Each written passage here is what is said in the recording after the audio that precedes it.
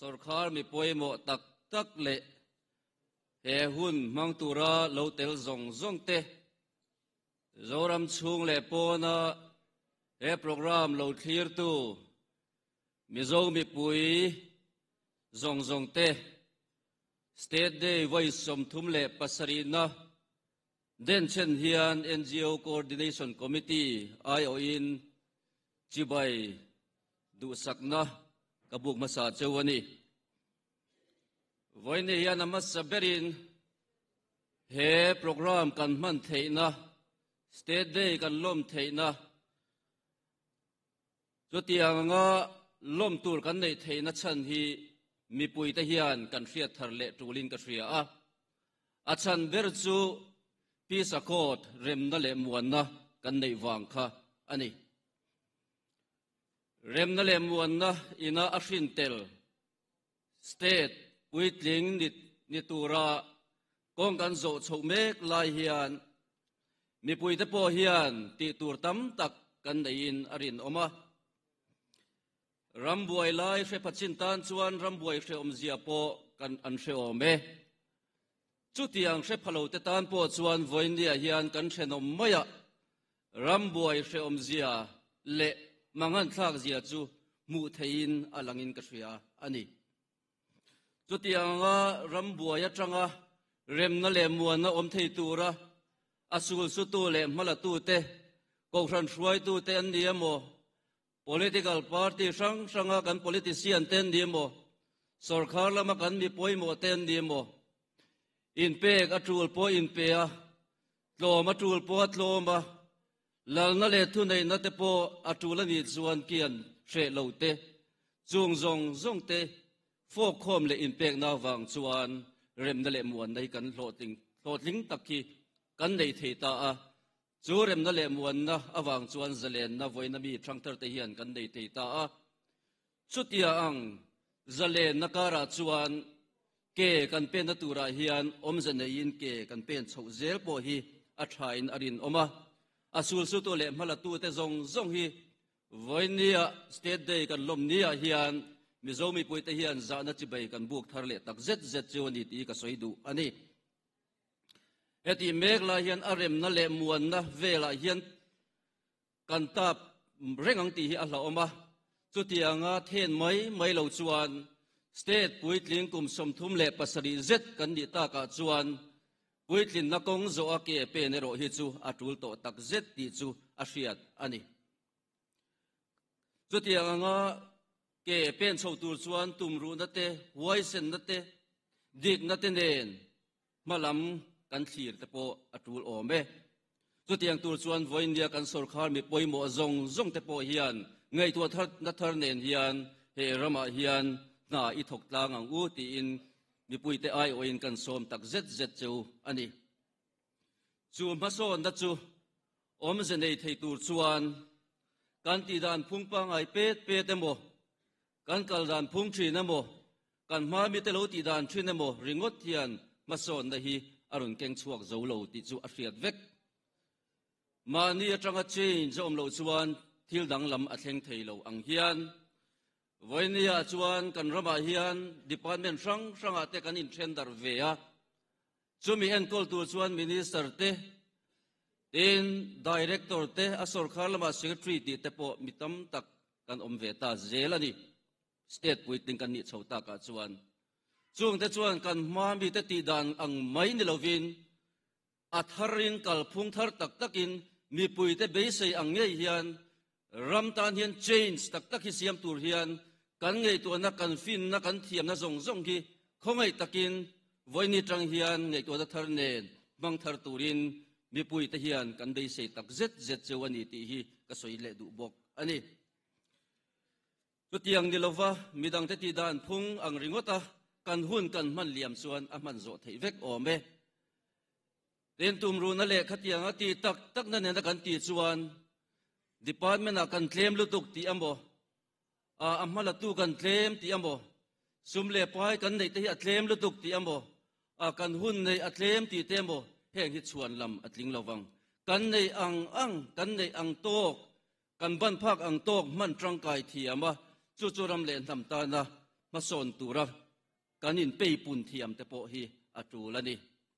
talen von puna khana chiang ome awom ngai khatiang lo da that ngot ni lova kan talen nei ang te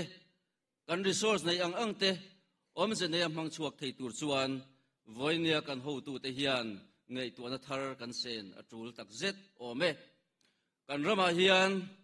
pathian hian resource kan tiang amo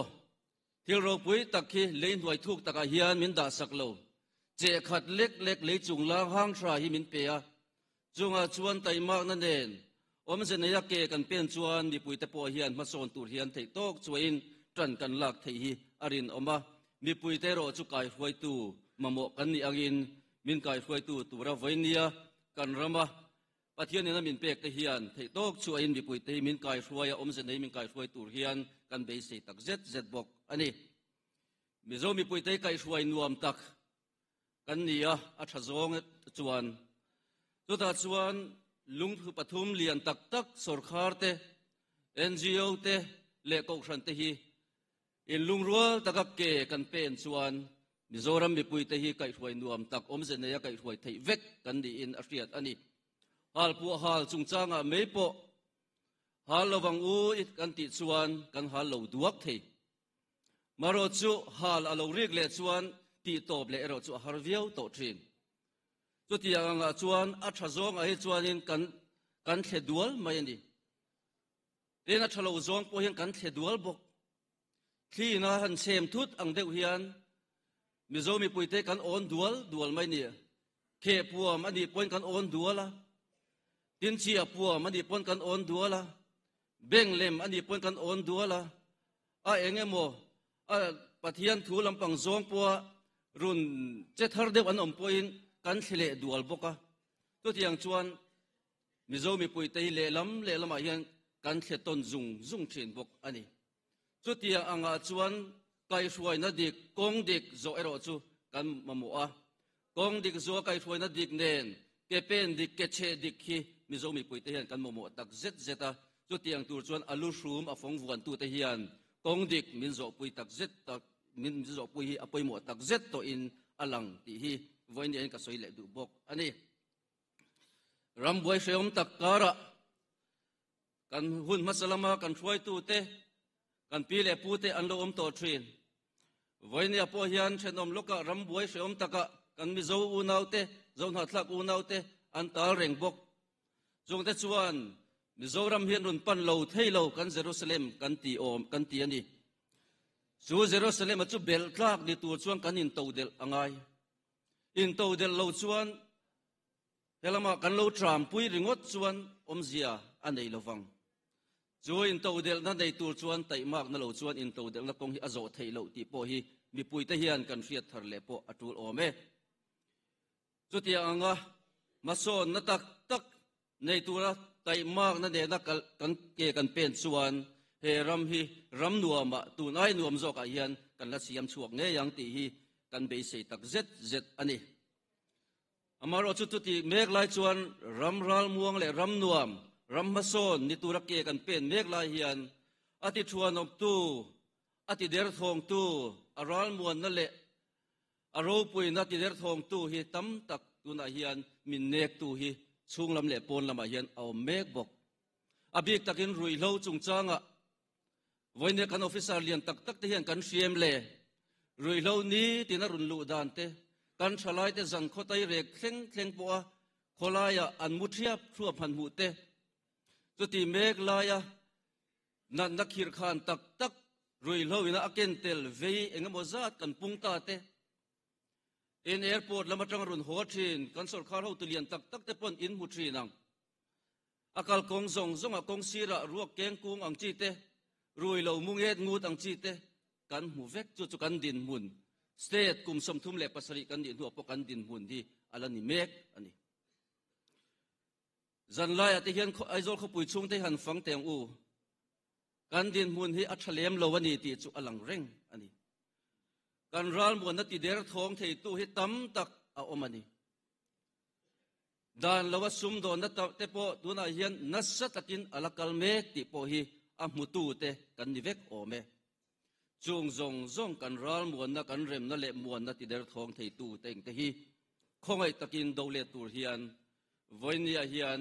kan ram hruai tu zong te le mi puite sarkar ko ran NGO te hian ke kan pen tlan tak zet hi atul ome ato bera chuan zoram mi puite kai hruai tu ra pathian ina tu hon min pe kan sarkar ho tu te ramta na ke in pe na konga hian du sak na kan hlan chewa thil thra in tina chun mi puite hian kan thlop tlat don cheu ni ti hi voinian ka soi duwa amaro chu kong dik lowemo thil thra lowemo mi puita na har san na zong omni chuan mi puite hian chu tianga chuan kan support le thei bik lowang atulani phot chuan ti ve thei kan nei ani ero chuan NGO te hi ram in real bol na vatel ve lam ni lovin man tangkai atul kan ni chuan kan tlan chelawang ti hi voinia kan ram hruai tu te bula hian ka soi du bok ani Mizoram le zofa te pathianin mal som zero se kalome